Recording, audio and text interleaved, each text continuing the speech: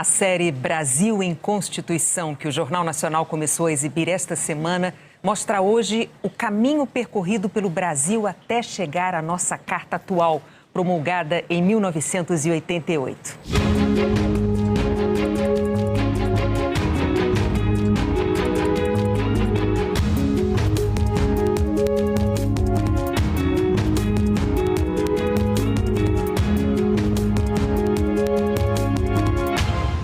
Constituir significa dar existência, criar, formar, organizar.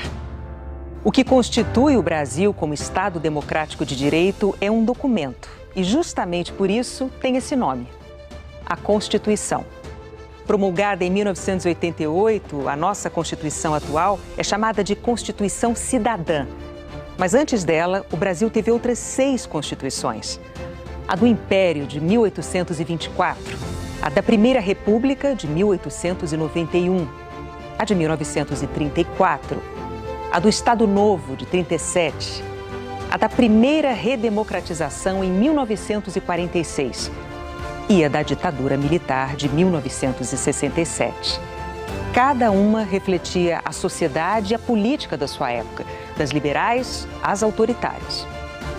Para entender como chegamos à nossa Constituição atual, é preciso relembrar o caminho percorrido até aqui, que começou com uma data que dá nome a uma rua bem conhecida da maior cidade do país.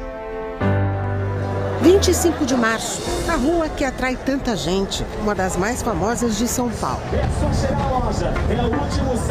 Mais lembrada pelo comércio do que pela data em que o Brasil passou a ser um Estado de Direito. Foi neste dia, em 1824, que começou a valer a nossa primeira Constituição. Feita a independência, reconhecida a independência, era preciso que o Brasil construísse o seu direito. O Brasil não era uma nação em 1824, era uma nação no papelão. O que você tinha era uma sociedade colonial, onde tinha pernambucanos, mineiros, fluminenses, paulistas, gaúchos, maranhenses, mas não tinha brasileiro, você não tinha sentimento de identidade, entendeu? Na época, não se tinha nem consenso sobre o nome que nós devíamos ter. Se nós íamos ser brasilienses, se nós seríamos brasílicos, se nós seríamos brasileiros, a soberania deixa de ser do monarca e se torna uma soberania da nação. O governo não pode mais fazer tudo o que ele quer. Tem que respeitar leis. Reconhecia-se, por exemplo, o princípio da legalidade, no sentido que as pessoas somente podemos fazer ou deixar de fazer alguma coisa, senão em virtude de lei. A liberdade de ir e vir é um direito daquele tempo. A liberdade de expressão é um direito daquele contexto, daquele tempo. Mas, apesar de inovadora, a primeira Constituição enfrentou problemas antes mesmo da promulgação. Dom Pedro I fecha a Assembleia Nacional. Em seguida, articulou-se um texto que foi imposto por nosso primeiro imperador, Dom Pedro I. E não dava direitos a todos. Os escravos não são cidadãos, os estrangeiros não são cidadãos, mulher não votava. Menor de 25 anos de idade também não votava, pobre não votava. Sempre cheia, a rua 25 de março, se fosse aberta apenas para quem tinha direito de participar dos rumos do país em 1824, ficaria assim, praticamente vazia. Somente aquelas pessoas que comprovassem que tinham renda ou que tinham propriedades é que estariam aptas a exercer os direitos políticos. A Constituição do Império também estabeleceu estruturas de governo que existem até hoje, como o Senado e a separação dos poderes. Mas havia um quarto poder, e esse quarto poder era o chamado poder moderador. Era o poder por intermédio do qual o imperador, ele, de uma certa maneira, pairava sobre os demais poderes. A palavra final era do imperador. A nossa primeira Constituição foi a que durou por mais tempo, 67 anos. Ela teve alterações decididas pelos parlamentares nas sessões que aconteceram no plenário da primeira sede do Senado. Ela fica no centro do Rio, E as leis que foram aprovadas nesta sala tiveram um grande impacto na população. A votação mais famosa aconteceu num domingo, 13 de maio de 1888, quando foi aprovada a Lei Áurea, com este plenário lotado e uma multidão lá fora na rua. Mas 3 anos depois, quando chegou a hora de fazer a primeira Constituição da República, o governo militar de Deodoro da Fonseca decidiu que os constituintes deveriam se reunir bem longe daqui. O local escolhido foi a antiga Casa do Imperador, onde hoje é o Museu Nacional. A primeira Constituição da República Federativa do Brasil é de 24 de fevereiro de 1891. Ela veio através de um golpe militar inesperado, de uma minoria, que consegue impor o seu projeto para o país. Rui Barbosa, que é o pai da Constituição da República, coloca o habeas corpus na Constituição, para qualquer tipo de ilegalidade praticada pelo Estado contra o cidadão. A democracia da Primeira República era uma democracia muito mais limitada. Pessoas com dinheiro, homens. Não era uma democracia de verdade como a nossa democracia de hoje. Depois da Primeira Guerra, o Brasil passou por muitas mudanças sociais. A política do café com leite, que alternava a liderança do país entre paulistas e mineiros, chegou ao fim. Em 1930, o gaúcho Getúlio Vargas concorreu para presidente. Ele perdeu, mas tomou o poder. O golpe de 1930, ou a Revolução de 30, como falam, ela suspendia a vigência e a eficácia da Constituição de 1891. Foi convocada uma Assembleia Constituinte, com a missão de deixar o passado para trás. Aqui no Palácio Tiradentes, onde funcionava a Câmara dos Deputados, foi criada a Constituição de 1934.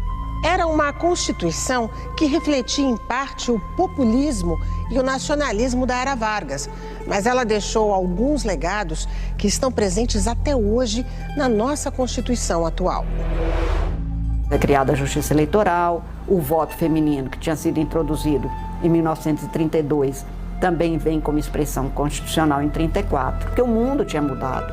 Era necessário ter e pôr na Constituição e nos textos os direitos do ser social trabalhador. Eleito indiretamente pelos parlamentares em 1934, Getúlio fez o juramento à Constituição. Prometo manter e cumprir com lealdade a Constituição Federal, promover o bem geral do Brasil, observar as suas leis, sustentar-lhe a união, a integridade e a independência. Só que não foi bem assim. A Constituição de 1934 foi também a que durou menos tempo, apenas 3 anos. Em 1937, o Congresso foi fechado. Os deputados tiveram que sair daqui. Este palácio passou a abrigar o Departamento de Imprensa e Propaganda, o órgão de censura do governo Vargas. Getúlio Vargas amordaçou os jornais. Você tem censura, você tem polícia política, você tem tortura. Não é brincadeira não, cara. Os estados autoritários não querem, não gostam de Constituição, não gostam de liberdade, porque liberdade significa poder pensar diferente, e não só pensar, mas também manifestar o pensamento diferente. Getúlio Vargas divulga a ideia de que havia um plano comunista para tomar o poder no país, chamado Plano Cohen, que depois se descobre era uma farsa. E com base nisso, então, ele decreta o estado de sítio e ele, então, baixa uma nova Constituição. A quarta da nossa história. Os partidos, o Congresso, toda a atividade política, enfim, são banidos em 10 de novembro de 1937, quando Getúlio institui a ditadura do Estado Novo. Ela foi inspirada na Constituição polonesa, tanto que alguns chamavam essa Constituição de polaca. Mas era uma Constituição inspirada, digamos assim, no modelo fascista, nazifascista. Foi uma Constituição eminentemente autoritária. O presidente da República legisla, preside, julga, administra, executa. O eixo central da Constituição virou o presidente da República. A senhora sabe o hino do Estado Novo, não é isso? Sei, o nosso grande presidente Vargas, tendo apoio das forças e do povo, sobre o Brasil as suas vistas largas estendeu, fazendo Estado novo, Estado forte, de sul a norte, é mais feliz e o povo quis e no Estado Novo do Brasil, e glória ao presidente varonil. Eu sou Maria Margarida Lemos de Carvalho, tenho 90 anos e já vivi 5 constituições. 5 constituições. Bárbara, não me dei conta. Dona Margarida nunca esqueceu o hino que aprendeu na infância. Getúlio foi um ditador, né? Eu nasci em 32. Eu não imaginei que não poderia ter outro governador, era só o Getúlio e pronto. Para manter o apoio popular, Getúlio cria uma série de leis que beneficiam os trabalhadores. O trabalhador brasileiro possui hoje o seu Código de Direitos, a sua Carta de Emancipação Econômica. Eu acho que o legado maior que ele deixou foram as leis trabalhistas. Você passa a ter jornada de 8 horas, você cria as férias remuneradas, você tem adicional de insalubridade. São os direitos trabalhistas clássicos. Em 1945, com o final da Segunda Guerra e a derrota de líderes autoritários pelo mundo, a democracia voltou a ganhar espaço. Quando a FEB voltou vitoriosa em julho de 45, a ditadura do Estado Novo agonizava. Os mesmos golpistas militares que tinham colocado Getúlio no poder em 37 são aqueles que o tiram do poder em 45. As tropas foram para a rua e cercaram o Palácio Guanabara. Acuado, Getúlio renunciou. Houve uma convocação de uma nova constituinte, foi também um dos exemplos extraordinários de participação popular na elaboração de uma Constituição, sobretudo porque revigorou o federalismo, fez renascer os partidos políticos sem nenhuma restrição.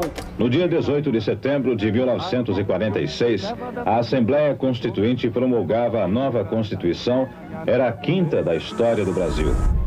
A gente pode dizer que a democracia do Brasil de verdade, ela começa em 45, 46. Você tem o restabelecimento dos direitos civis, que é fundamental, as liberdades individuais, liberdade de imprensa, liberdade de expressão, liberdade de ir e vir, tá? Habeas corpus, autonomia do Poder Judiciário, as CPIs foram inventadas em 46. E é uma Constituição que não teve uma duração tão longa, ela vai 20 e poucos anos. Mas nesses 20 e poucos anos, eu creio que o nosso país, ele se transforma radicalmente. Você tem a migração do Nordeste para o Sudeste. A economia vai crescendo muito rápido. Os conflitos vão crescendo cada vez mais e a Constituição não consegue lidar com isso. Ninguém jamais imaginou que Getúlio fosse voltar. Bota o retrato do velho pra mim, bota no mesmo lugar o sorriso do velhinho, faz a gente trabalhar. O sorriso do velhinho, faz a gente trabalhar. Prometo manter, defender e cumprir a Constituição da República. É um período muito tumultuado e o Exército passa, então, a interferir na política seguidamente. Em meio a conspirações e uma grave crise política, Getúlio se suicida com um tiro no peito em agosto de 1954. A quantidade de gente que rezava para ele, chorava, abraçava. Começa um período de instabilidade política constante, que vai até 64. Nos 10 anos seguintes, o Brasil passa por 7 presidentes. O único civil que consegue assumir e entregar a faixa é o Juscelino. Quem intervinha o tempo inteiro era o Exército, eram as Forças Armadas que intervinham o tempo todo. Você não tinha, dentro da Constituição, mecanismos eficazes de resolução dos conflitos, entendeu? Olha só, a Constituição não falha. Quem falha são os homens que aplicam a Constituição. A saída era você fazer as reformas dentro da lei. Mas não foi esse o caminho que foi escolhido. Em 1964, um golpe militar. A Constituição é sufocada pelos atos institucionais. Em 67, os militares impõem uma nova carta, reformada em 69. Mas essas constituições nunca foram um pacto de nada. Elas não foram fruto de uma discussão popular. Foram baixadas pelas autoridades que, de certa maneira, se sobrepunham à Constituição de 1946. Nas 2 décadas que seguiram, a Constituição perde seu valor. Começam os anos de chumbo da ditadura e o Brasil mergulha no mais sombrio tempo de sua história.